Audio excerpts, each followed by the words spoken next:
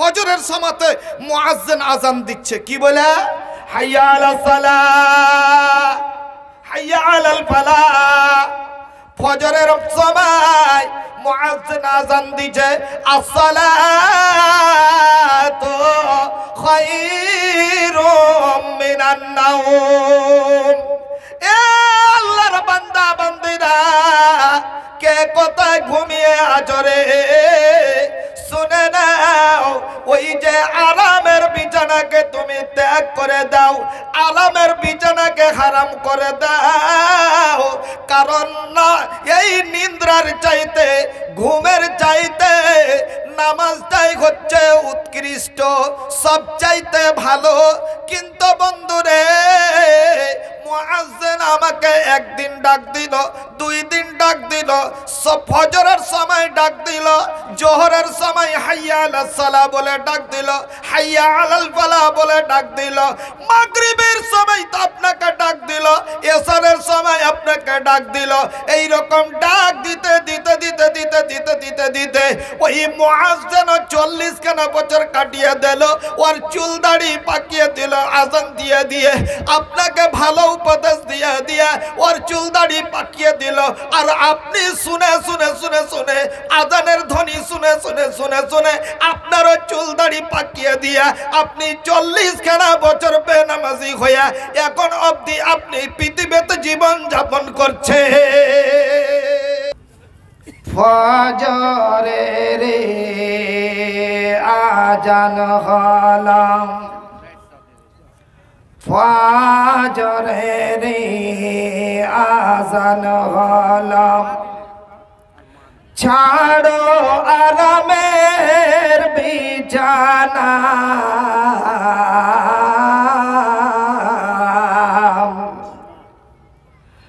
যারা আছে কবরে শুয়ে তাদের তো রাত পায় না খুব ধ্যান দিয়ে শুনবেন বাপ ফজরের আজান হলাম ছাড়ো আরামের বিছানা যারা আছে কবরে শুয়ে তাদের তো রাত পায় না বাড়ে বাড়ে করো রে বান্দা বাড়ে বাড়ে করো রে বান্দা এ বাড়ি তো তোমার নয় 3.5 হাত মাটির তলে সে বাড়ি তো তোমার হয় বাড়ি বাড়ি করো রে বান্দা এ বাড়ি তো তোমার নয় 3.5 হাত মাটির তলে সে বাড়ি তো তোমার হয় ডানে মাটি বামে মাটি নিচে মাটির বিছানা ওপর দিকে তাকিয়া দেখো শুধু বাঁশের ছাদখানা এমন কষ্ট দিবে রে তোমায় এ ঘরের ভিতরে গলা ফেটে রক্ত ঝরিবে চিৎকারের চোটেতে বাড়ে বাড়ে করো রে বান্দা এ বাড়ি তো তোমার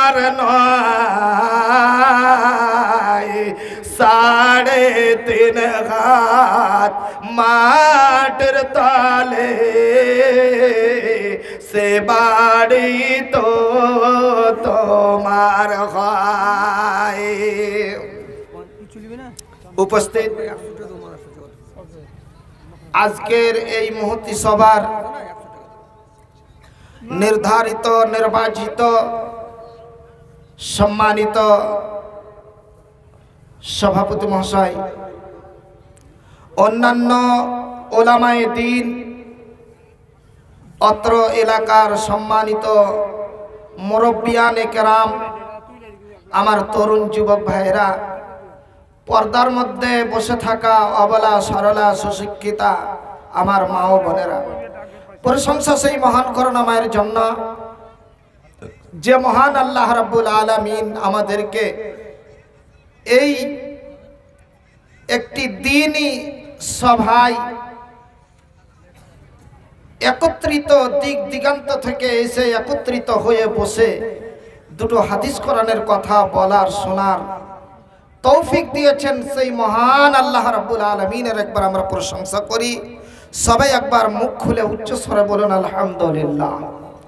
তিনার পরে পরে আমাদের ধর্মের গুরু, ধর্মের নেতা, আকায়েদ ও জাহাঁ তাজদারে মাদানী রাসূল আরবি জনাবে রাসূলুল্লাহ বলেন সাল্লাল্লাহু আলাইহি ওয়াসাল্লামের প্রতি কোটি কোটি দুরূদ ও শান্তির দ্বারা বর্ষিত হোক। আল্লাহুম্মা সাল্লি আলাইহি আল্লাহুম্মা বারিক আলাইহি।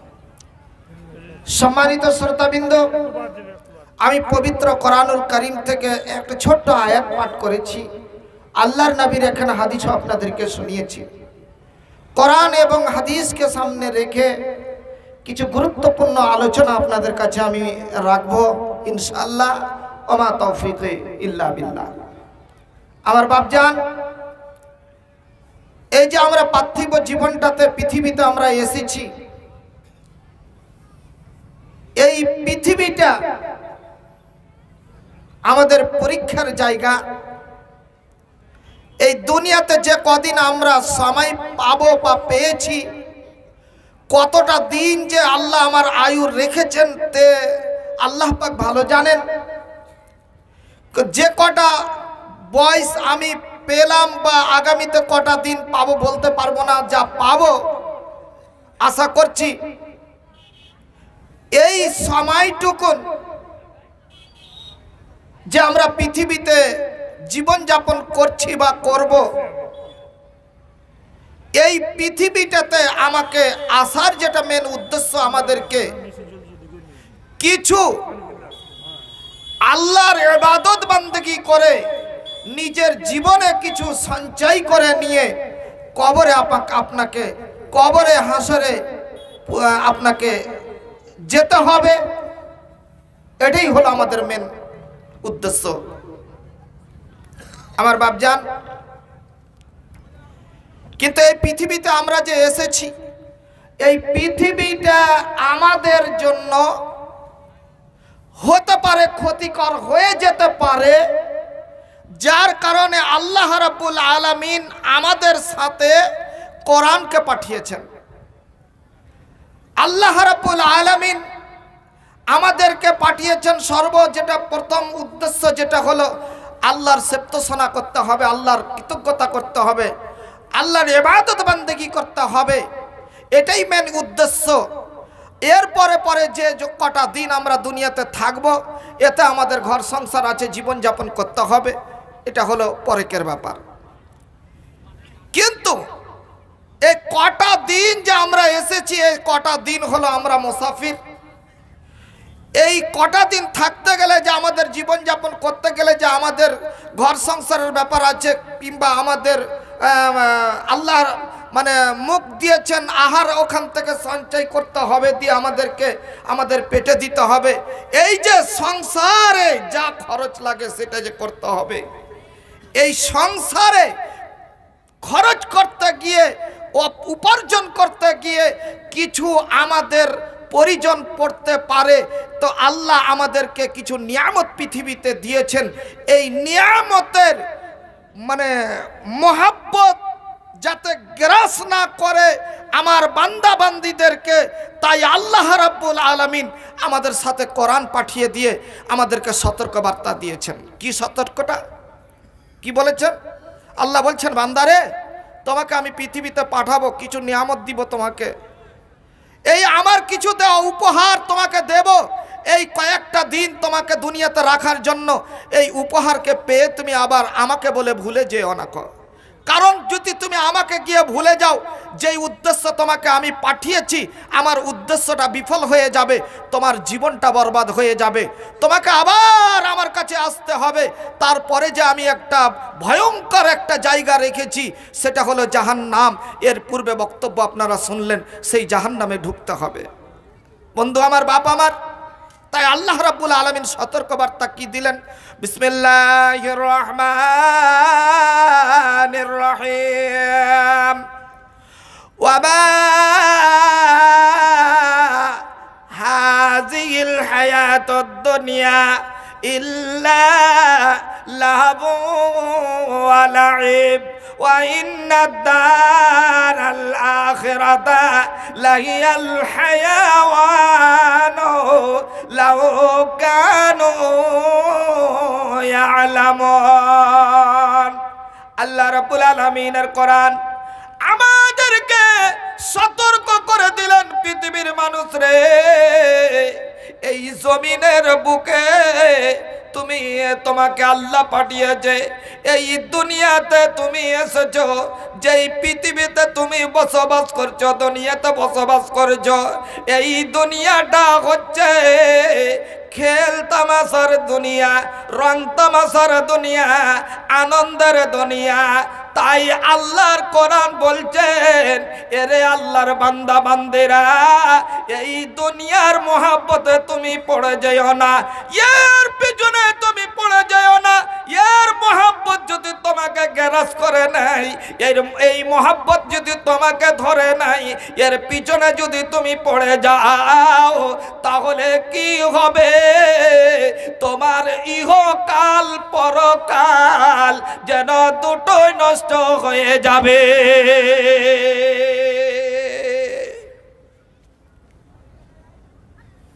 কত সুন্দর সতর্ক বার্তা দিলেন আল্লাহ রাব্বুল আলামিন, বলেন তো।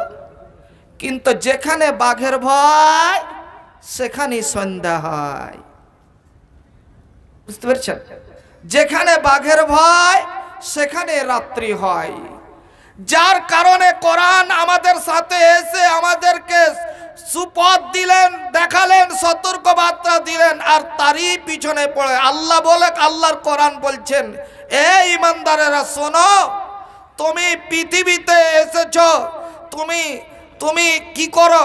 এই তোমাদেরকে যেন এই দুনিয়ার মাল মায়া মমতা ধন সম্পদ তোমাদেরকে আর তোমার সন্তান সন্ততি যেন তোমাকে আল্লাহর জিকির আজকার থেকে তোমাকে বঞ্চিত না করে দেয়। আল্লাহর কোরআন বলছেন, কত সুন্দর কথা বলছেন আল্লাহর কোরআন, কত সুন্দর আমাদেরকে সতর্ক দিচ্ছেন। বলে কি বলে? বিসমিল্লাহির রহমানির রহিম। ইয়া আইয়ুহাল্লাযীনা আমানু লা তুলহিকুম আমওয়ালুকুম ওয়ালা আওলাদুকুম আন যিকরিল্লাহ। আল্লাহর কোরআন বলছেন, ওরে ইমানদারেরা শোনো, যারা আল্লাহর প্রতি ঈমান এনেছো, এই ইমানদারেরা, লা তুলহিকুম, তোমাদেরকে যেন হালাকাতে না ফেলে দেয়, তোমাদেরকে যেন নষ্ট না করে দেয়, তোমাদেরকে যেন বরবাদ না করে দেয়। কি যেন বরবাদ করবে? আমওয়ালুকুম, তোমাদের মাল, তোমাদের সন্তান সন্ততি, আন যিকরিল্লাহ, আল্লাহর জিকির আজকার থেকে যেন তোমাকে বঞ্চিত করে দিয়ে তোমাকে যেন পৃথিবীতে ধ্বংস না করে দেয়। কত সুন্দর কথা আমাদেরকে আল্লাহ রাব্বুল আলামিনের কোরআন আমাদেরকে দিয়েছেন, কত সুন্দর পথ দেখিয়ে দিয়েছেন। তারপরেও আজ আমরা দুনিয়ার মায়াতে পড়ে গিয়ে, দুনিয়ার মহব্বতে আমরা পড়ে গিয়েছি, আমাদের দুনিয়ার মাল ধনের পিছনে পড়ে গিয়ে আমার জীবনটাকে বরবাদ করে দিয়েছি। আপনি হিসাব দিয়ে, আপনাকে হিসাবটা করছেন আপনি? আপনাকে আল্লাহ বয়স দিয়েছেন কত? এখন অবধি আপনার 40 পেরিয়ে গেল, এখন অবধি আমার 38 বয়স পেরিয়ে গেল, এখন অবধি আপনার 50 বছর পেরিয়ে গেছে, এখন অবধি আপনার 45 বছর পার হয়ে গেছে। এখন হিসাব করে দেখেন এই 45 বছর 50 বছর যে আপনি কাটিয়ে দিয়েছেন, এখন অবধি আপনি বুকে হাত দিয়ে বলেন তো কবরের জন্য কি সঞ্চয় করেছেন আপনি? এই যে কয়দিন পরে যে কবরে যেতে হবে, 3.5 হাত মাটির তলায় যে যেতে হবে, মুনকির নাকির যে আপনার হিসাব কিতাব করবে, ওই কবরের জন্য আপনি কি সঞ্চয় করেছেন আপনি বলেন তো বাপ? হিসাব যদি আপনি এখন করে দেখেন তো একদম জিরো ব্যালেন্সে আপনি আছেন। এখন অবধি আপনি জিরো ব্যালেন্সে আছেন। দেখাই কি করে আপনি জিরো ব্যালেন্সে আছেন। আপনার 10 বছর থেকে নিয়ে নামাজ ফরজ হয়েছে, নামাজ মানে আরম্ভ হয়েছে না, 10 থেকে নিয়ে আপনি 10 বছর থেকে নিয়ে আপনার ধরে নেন আপনার বাল্যকালটা আরও 5 বছর মানে ছুট হোক, 5 বছর আরও, কিন্তু হাদিসে 10 বছর আছে। এই 10 বছর থেকে নিয়ে আপনার 40 বছর আপনি এতক্ষণ পর্যন্ত অতিক্রম করেছেন।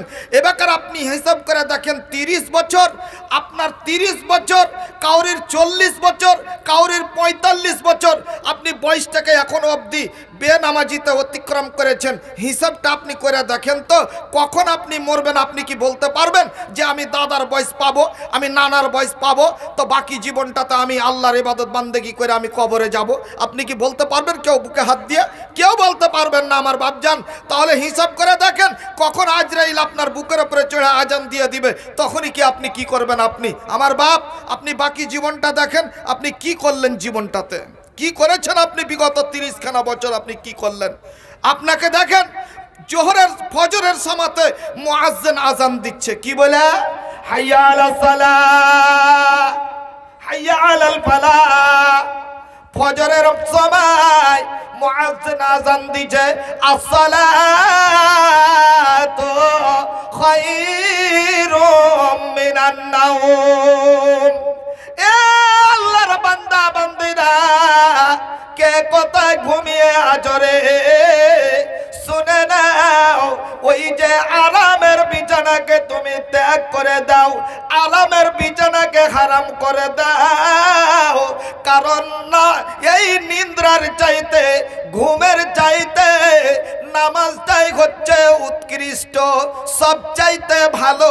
কিন্তু বন্ধুরে, মুয়াজ্জিন আমাকে একদিন ডাক দিল, 2 দিন ডাক দিল, ফজরের সময় ডাক দিল, জোহরের সময় হাইয়া আলাস সালাহ বলে ডাক দিল, হাইয়া আলাল ফালাহ বলে ডাক দিল, মাগরিবের সময় তো আপনাকে ডাক দিল, এশারের সময় আপনাকে ডাক দিল। এই রকম ডাক দিতে দিতে দিতে দিতে দিতে দিতে দিতে ওই মুয়াজ্জিন 40 খানা বছর কাটিয়ে দিল, ওর চুল দাড়ি পাকিয়ে দিল আজান দিয়ে দিয়ে, আপনাকে ভালো উপদেশ দিয়ে দিয়ে ওর চুল দাড়ি পাকিয়ে দিল। আর আপনি শুনে শুনে শুনে শুনে আজানের ধ্বনি শুনে শুনে শুনে শুনে আপনারও চুল দাড়ি পাকিয়ে দিয়ে আপনি 40 খানা বছর বেনামাজি হইয়া এখন অবধি আপনি পৃথিবীতে জীবন যাপন করছে। কি জবাব দিবেন বাপু আল্লাহর কাছে? কবরে কি জবাব দিবেন ফেরেশতার কাছে? মুনকির নাকির 2 ফেরেশতা, মুনকির নাকির 2 ফেরেশতা চেক করবে রে তোর আমল বস্তা। মুনকির নাকির 2 ফেরেশতা চেক করবে রে তোর আমল বস্তা।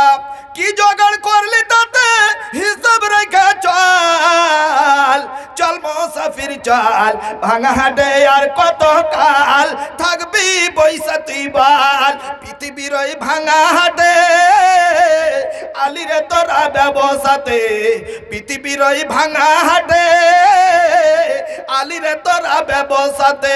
কি জোগাড় করলি তাতে হিসাব রেখে চল, চল মুসাফির চল, ভাঙা হাটে আর কত কাল থাকবি বইসা তুই বল।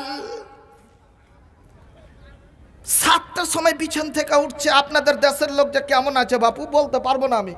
আপনাদের দেশের লোক ভালো হবে, বিহারের লোক শুনেছি সবই জায়গাতে শুনি ভালো, কে জানি, আল্লাহ পাক জানে। ধানের মধ্যে তো পাতান হবে, কুলা দিয়ে ঝাড়ে, যত ঝাড়ু মাখালারা পাতান থাকবে। তো যদি থাকে তো তুলনামূলক পাতান যেগুলো আছে ওইগুলো হয়তো সুধরে যাবে, কিন্তু বেশিরভাগ সব ইমানদার বিহারের লোক আমি জানি, ওরা নামাজ কোনো দিন ছাড়ে না। তো আপনি হিসাবটা করেন তো। আমি অনেক জায়গাতে দেখেছি, আমাদের দেশে দেখছি যে ওই যে ফজরের আজান, ফজরের সময় উঠবে কয়টার সময়? 7টার সময় বিছান থেকে উঠছে। কয়টার সময়? 7টার সময়। তাড়াতাড়ি করে মুখ হাত দিল, ধোয়ার পরে মুখ হাত পরিষ্কার করার পরে এই বেকার চা নাস্তা তাড়াতাড়ি করে নিয়ে আসলো।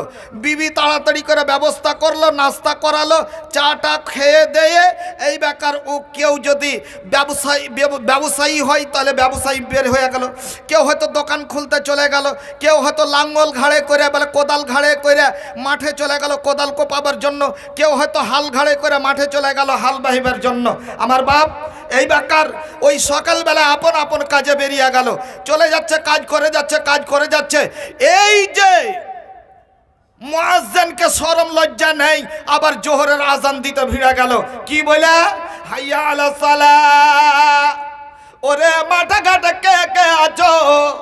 তোমরা সবাই মেলা নামাজ পড়তে এসো। হাইয়া আলাল ফালাহ। এতেই তোমার পরিত্রাণ রয়েছে। বাপজান আপনি ডাকে সাড়া দিলেন না, আবার আসরের সময় আপনাকে ডাক দিল, আসরেও আপনি আসরের নামাজও আসলেন না। মাগরিবের সময় আপনি বাড়ি আসলেন, মাগরিবের সময় পা হাত ধুয়ে আপনি বাজারে চলে গেলেন চায়ের দোকানে চা খাচ্ছেন, গেছাচ্ছেন আপনি বসে বসে। আজান দিল, আজানের ধ্বনি কানে গেল, আপনার কান ঘামলো না। এসারের সময় আজান দিল, আপনার কান ঘামলো না। 11টার সময় আপনি গেজিয়ে মাঠে, আর যেখানে সেখানে গেজিয়ে আপনি আবার বিছানায় চলে আসলেন। এইরকম করে করে করে করে 40খানা বছর কাটিয়ে দিয়া আপনি 5 বিঘা জমি তৈরি করলেন, 2খানা গাড়ি তৈরি করলেন, আপনি 1খানা বাড়ি তৈরি করলেন, এসি বাড়ি তৈরি করলেন। এরে আমার বাপ জান বলুন তো, এইগুলা আপনার মরার সময় কোনো কাজে লাগবে কে? কিছুই কাজে লাগবে না। একটা খুব দামি হাদিস আপনাদেরকে শোনাই, মানুষের ভুল ধারণাটাকে ভাঙি। মানুষ দুনিয়ার পিছনে পড়ে গিয়া মাল মাল মাল মাল জমি জায়গা, এই যে জমি জায়গা করতে গিয়া যে ওর যৌবন কালটাকে যে ইবাদতে কাটাইতে হতো, এই যৌবন কালটাকে ও মালধনের পিছনে লাগিয়ে থাকলো। আর বুড়াতি কালে যখন ওর মাজা ভালো হে সোজা হয় না, টেড়া হয় না, ওই তখন ও আর ওর গায়ে শক্তি নেই, আর ওর যখন চুল দাড়ি সব পাইকা গেল আর কেউ আর দিকে তাকাই না, তখন ও মাজুর হয়ে তখন ও নামাজ পড়তে যাইছে, মানে আল্লাহকে যে মানে আল্লাহর কাছে সিলিন্ডার হইতে যাইছে। আচ্ছা বলেন তো, আপনি নিজে বিচার করেন বাপ, ওই অবস্থায় যদি আপনি ইবাদত বান্দেগি আল্লাহর কাছে যদি মাথা নত করতে যান, তো আল্লাহ যদি আপনাকে ধইরা বলে ও এখন তোর মাজা ভাঙে চলে না, তোর শরীরের গায়ের শক্তি আমি ছিনিয়ে এনেছি, এখন তুই আইসি আল্লাহ আল্লাহ করতে, কি জবাব দিব? আর বাকি যে যৌবনটা তোকে দিয়েছিল কি করলি তুই, কি জবাব দিব বাপজান? হিসাবটা আপনি করেন তো আপনাকে বলি, হযরত আবু হুরায়রা রাদিয়াল্লাহু তাআলা আনহু হচ্ছে হাদিসের রাবী। কে? আবু হুরায়রা। হাদিসটা হলো হাদিসে কুদসি, মুত্তাফাকুন আলাইহির হাদিস। ইমাম বুখারী রাহমাতুল্লাহ আলাইহি হাদিসটাকে বর্ণনা করছেন, ইমাম মুসলিম রাহমাতুল্লাহ হাদিসটাকে নিয়ে এসেছেন আপন কিতাবে। আমার বাপজান হাদিসটা কি? ইয়াকুলুল আবদু মালি মালি ওয়া ইন্নামা লাহু মিন মালিহি সালাস।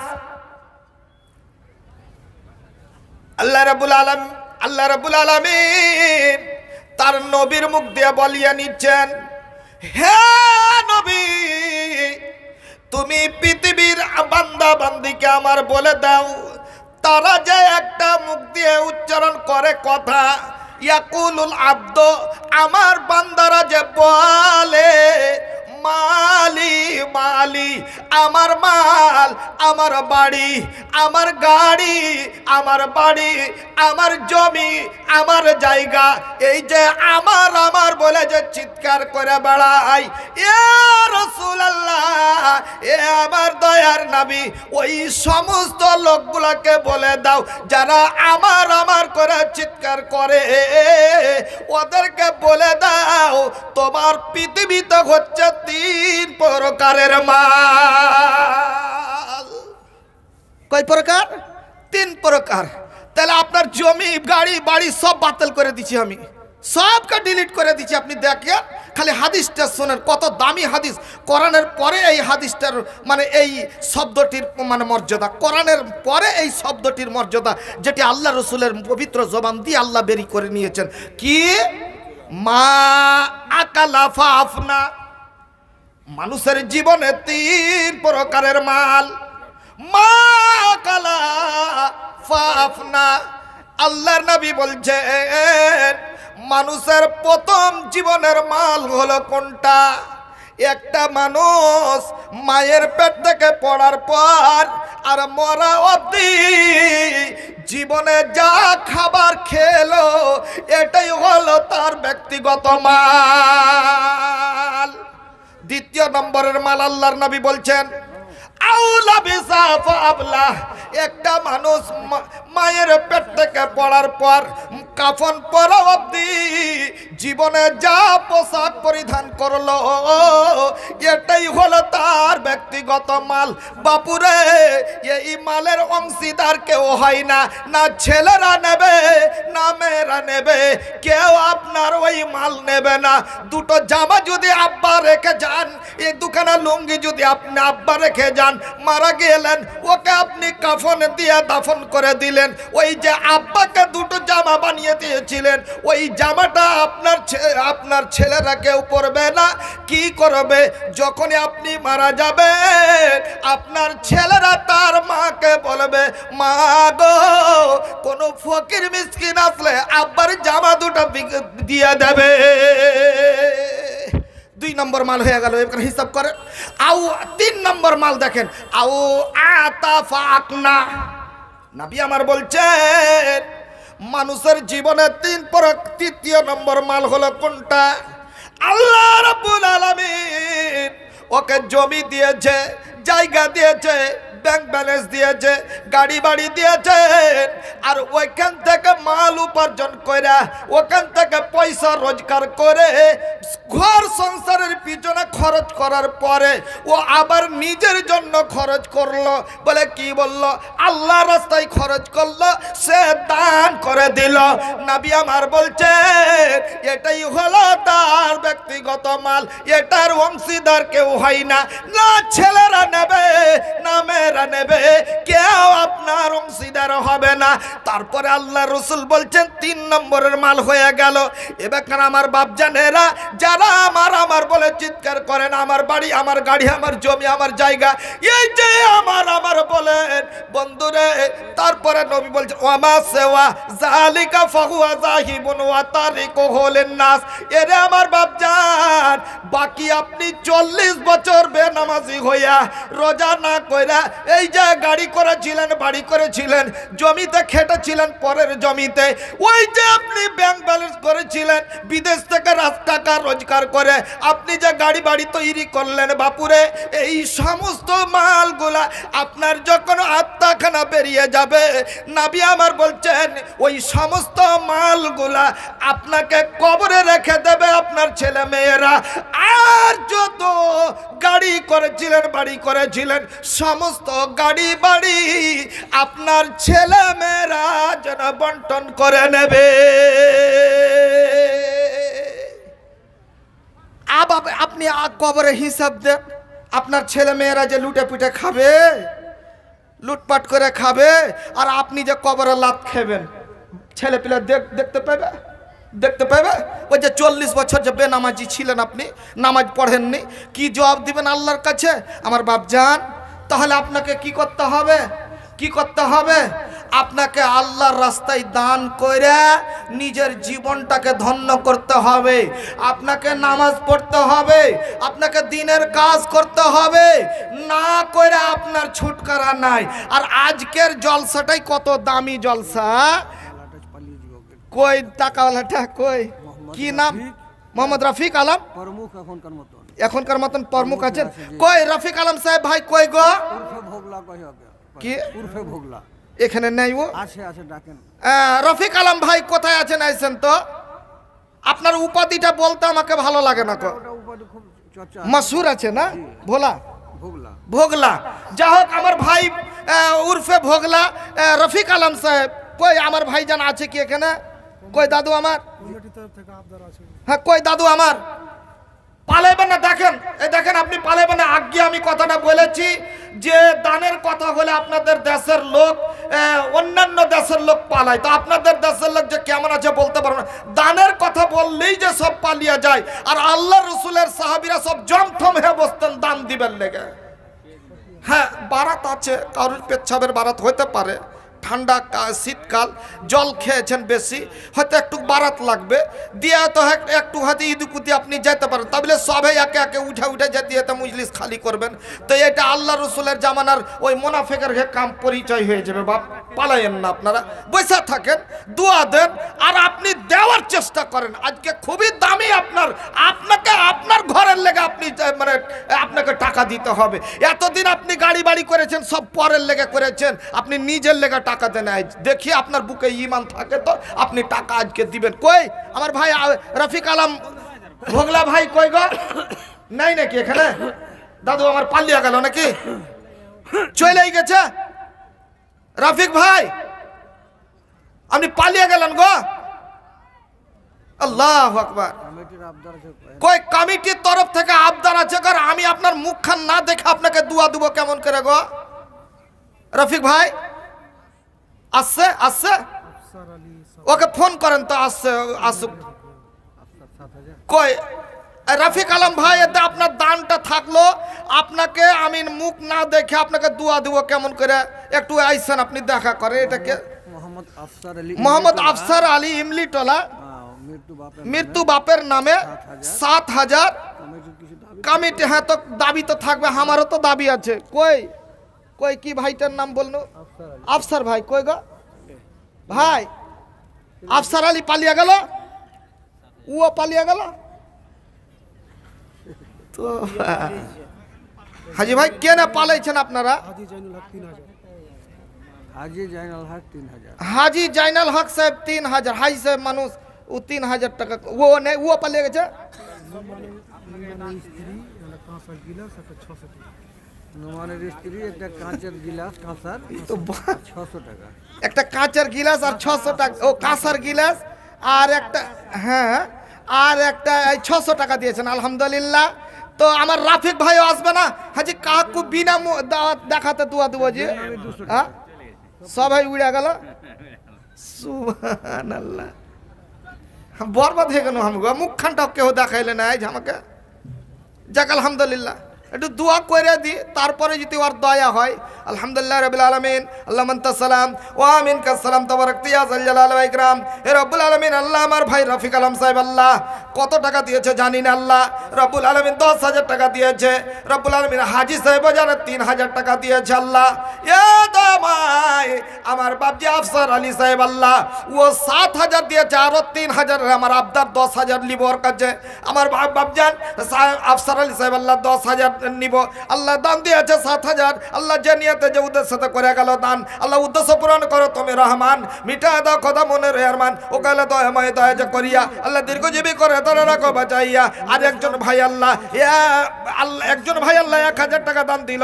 আল্লাহ তার ইয় পরকাল খোদা করে দাও ভালো, মিঠা দাও কথা জীবনের বলো ও কয় আল্লাহ দয়াময় রব্বুল জালাল তার ঘর বাড়ি মালা তুমি করো মালামাল।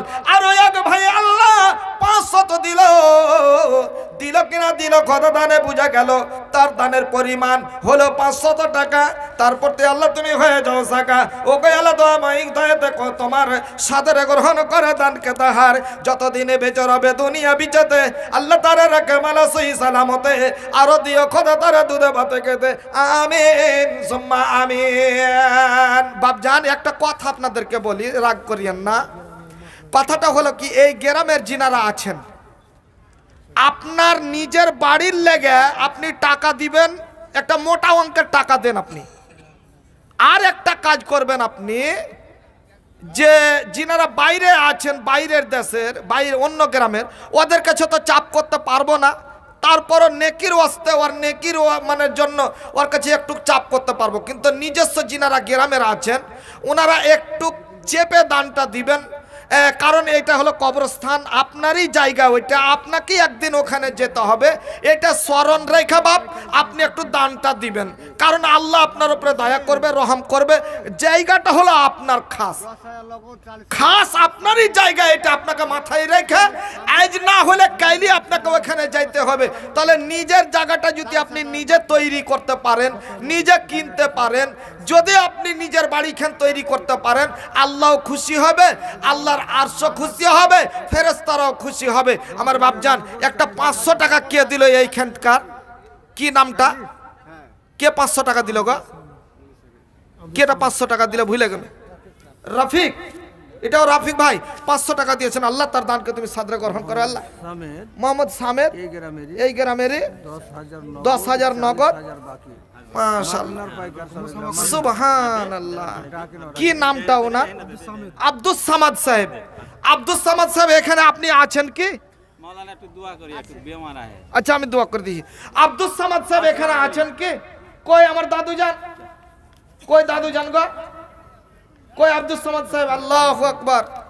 দান এরা দিবে, দিবে এটা আমার ভরসা আছে। হ্যাঁ 40 আর 10 50,000 দিয়েছে। কই আব্দুস সামাদ সাহেব কই? আল্লাহু আকবার। দেখেন তো ও কয়েক জনের ঘর কিনা লেলে, দেখেন আমি একদম গরিব মানুষ, এটি নেল খুলে থেকে তোমাদের কাছ থেকে যে দিবার লেগা। হ্যাঁ আগে আদা করে দেই, 15 দিন আগে ঘোষণা করে দেই। 15 দিন আগে ঘোষণা করেছিলেন দাদু। তো আমি ভালো দিয়েছে, ভালো দিয়েছে। আমি আপনি একটা জোড়া নিয়ে আসতে পারবেন না কাউকে? লিয়েছেন ধরা পেকড়া। যাক আলহামদুলিল্লাহ। আমার ভাইজান দেখেন কত মনের মানুষ, কত ভালো মানুষ। দেখেন তা কি এত টাকা পয়সা যে এগুলা কি হবে, মানুষ যদি বুঝতে শিখালাই কিনা, একটু যদি খালি বুঝালাই, তাইলে সব আল্লাহ রাস্তায় দান করে দিবে। আর সাহাবীরা ওরকম পাগলের মতন দান দিত, মানে দান দিয়া নিজেকে ফকির করে দিলে জীবনটাকে। আল্লাহু আকবার।